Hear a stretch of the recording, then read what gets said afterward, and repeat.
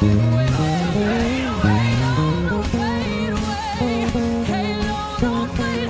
I'm Chelsea Gwizdala. I'm here with Aguilar today to talk a little bit about how I stay inspired to play bass.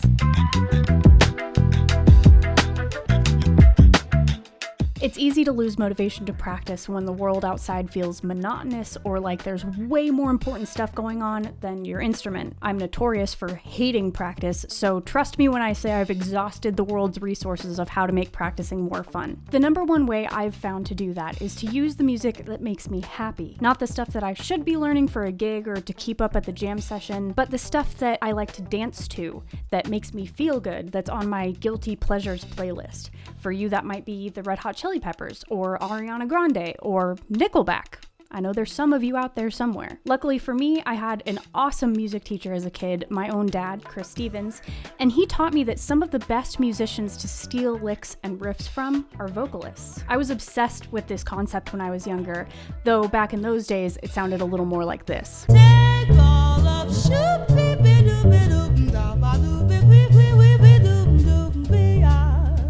Nowadays, I'm playing a lot more pop and R&B than jazz, but I still use this concept in my practice routine all the time. Let me show you more of what I'm talking about.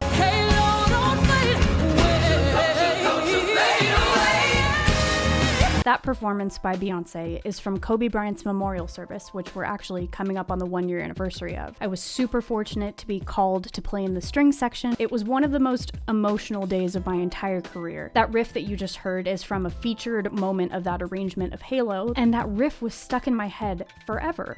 So a couple months later, when I had a pretty boring practice session, I decided to see how I could put that riff to use.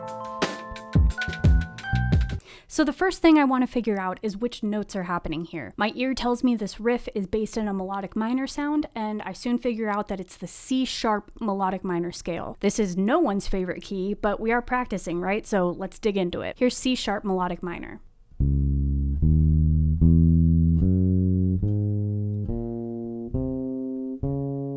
So for the lick itself, we're going to start on the third of the scale, that E, and play a little appoggiatura down to the root, and then ascend the scale, playing each interval twice. That sounds like this.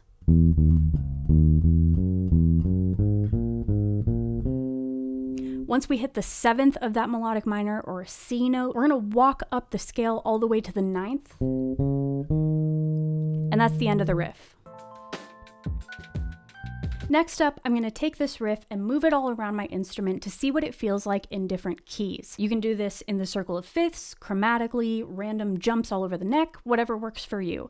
But the most important thing is to always use a metronome. 1, 2, 1, 2, 3, 4.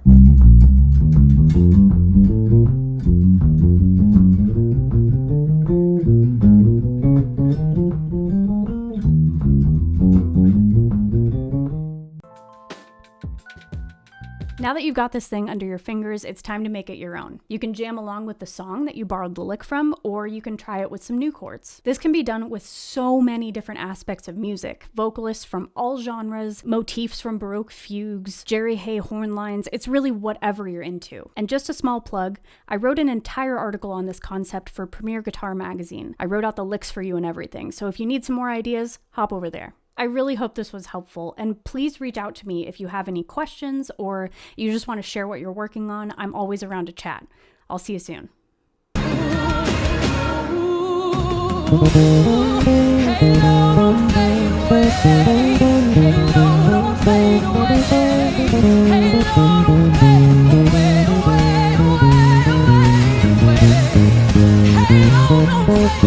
Hey,